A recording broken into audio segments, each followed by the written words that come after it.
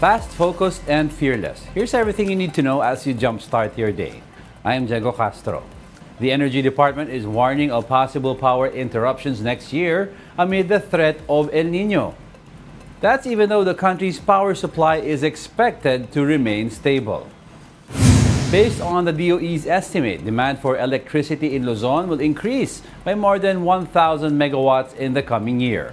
There will also be a slight uptick in the demand in Visayas and Mindanao. It's worth noting that there will be additional supply from solar power plants next year, reaching up to 1,000 megawatts. However, even with the added supply, it may not prevent the plants from overheating or machines from leaking, especially during hot weather. Coal-fired power plants, especially, do not run optimally during the dry season. As a result, power lines could be affected. We are looking at, from the supply side, even if these are adequate, we are also anticipating that there might be interruptions especially the coal-fired power plants may not be working at their optimal levels. During the dry months, meron tayong mga grass fires at saka mga bush fires. At sa ating experience ng ilang taon na particularly sa El Nino, ito ay kung minsan nagkukos ng power interruptions dahil naapektuhan yung mga linya. Two more suspects in the Marawi blast have been arrested by the PNP.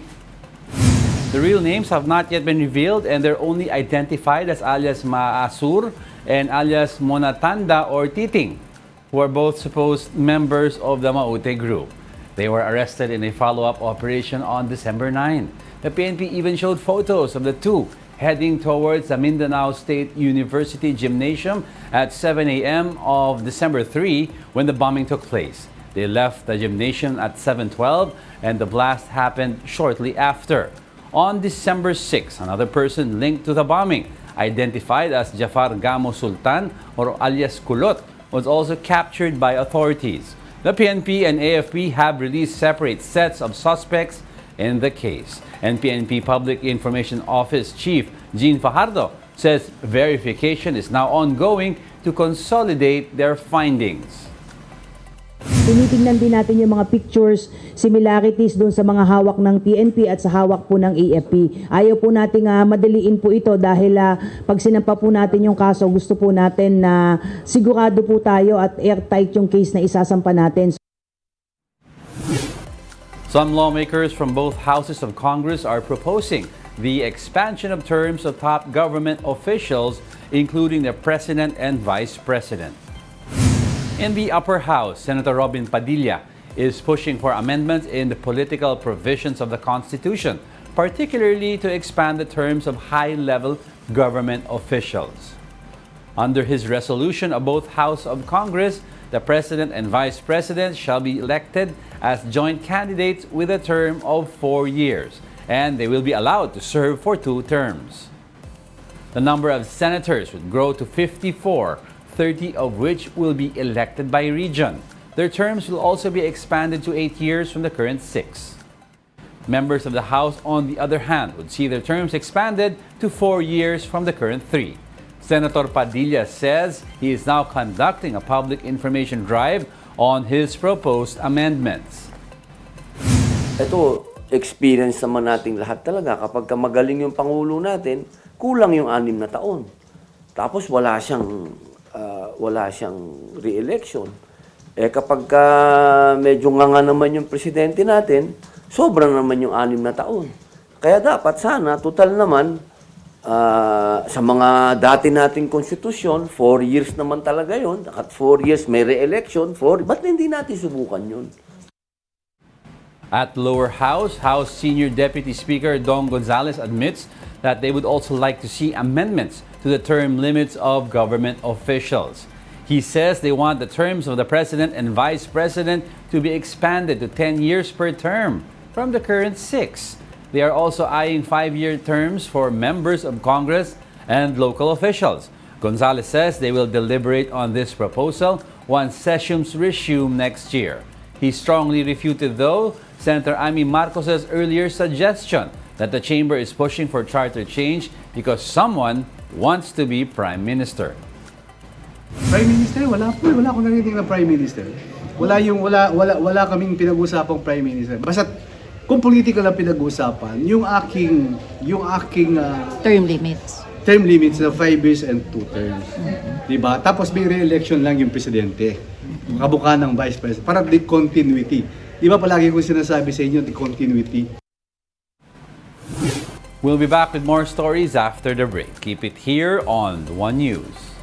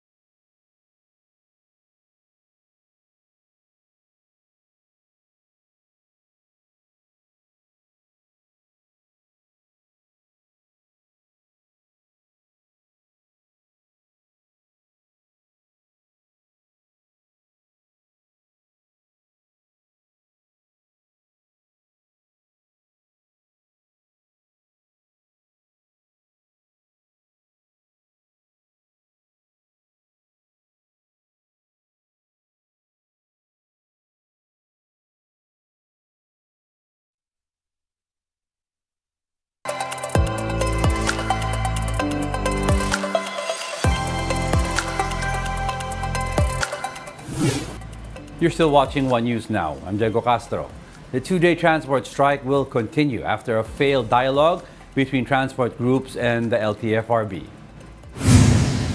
The talk centered on the implementation of the PUV modernization program, which involved jeepney operators and drivers consolidating into cooperatives.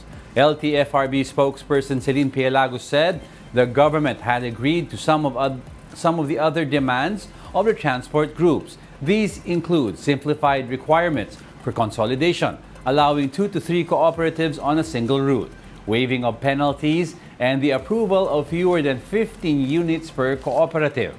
However, Transport Group PISTON continued to push for the extension of the PUV consolidation deadline. Hinahamon namin si BBM na maglabas ng isang executive order na dapat tanggalin yung deadline. Ante namin hanggang bukas kung ano magiging desisyon. Meanwhile, the Transportation Department admits that there are routes that will certainly have insufficient vehicles because not all operators will join the cooperative. But there are also routes where there is an excess of operating jeepneys. The agency has since maintained that this will be solved by the PUV modernization program. The DOTR also assured that the LTFRB will issue special permits to serve affected passengers. Tayo po ay umaasa na matapos po itong December 31 deadline natin, come January 1, hindi po tayo magkakaroon ng transportation crisis dahil po sa nakita na po ng LTFRB na ang mga major routes po natin ay meron ng mga consolidated operators. Government has deported 180 Chinese nationals who worked at an illegal pogo hub raided by authorities back in October. This has been described as the largest deportation of illegal pogo workers this year. Marlene Alcaide with the details. This woman cried and pleaded before policemen at the NAIA Terminal 1. She is asking them to allow her to contact her Chinese boyfriend for 3 years before he gets deported back to China. Biglaan lang po. Fiancé ko po. Gusto ko lang po siya mayakap. Bago umalis? Opo. But authorities did not allow it. Kaso bawal na po lumapit nun eh. The woman's boyfriend is among the 180 Chinese pogo workers deported by the Philippine government back to their home nation today. Present in the deportation are some representatives from the Chinese embassy. The hands of the pogo workers were bound using cable ties, some of their belongings stashed in trash bags. These individuals were caught working at a pogo hub in Pasay that was raided by authorities in October. The police discovered that their office has been operating as a scam hub with a prostitution den and even a torture chamber. It was also found that the Chinese nationals had no working visa. That's why they were declared as undesirable aliens. Because of their multiple violations, the Chinese nationals are now blacklisted in the Philippines. According to the Presidential Anti-Organized Crime Commission, this is the largest deportation of pogo workers this year. But the catch is, the Philippine government is shouldering the cost. The agency estimates that the government is shelling out almost 15 million pesos for rescue, care, and deportation of the Chinese nationals. Kasi di naman po natin pwedeng pabayaan yung karapatan nila bilang tao, ano. So, kailangan pakainin mo sila. Kung may mga sakit po sila, pinadadala po natin sa ospital. At even po yung mga ganito po, yung pagpapadeport sa kanila, tayo rin po ang gumagastos. The commission says this is only the first batch of Chinese nationals to be deported. Another batch will follow in the coming weeks. Some 25 Chinese nationals from the captured group remain in the Philippines to face charges filed against them. They are allegedly the masterminds of the Pogo company and are responsible for its illegal activities. For News 5, Marlene Alcaide, we are One News. Let's now take a quick look at other stories we're watching. President Bongbong Marcos leaves for Tokyo today to attend the ASEAN-Japan Commemorative Summit. Marcos is expected to reaffirm the Philippines' relations with the host country fortified by common security and economic interests. The COMELEC says legal and technical issues hindered South Korean firm Miro System in its bid for the 2025 elections contract. A second bidding cycle is being scheduled by the first week of January, with previous prospective bidders expected to participate.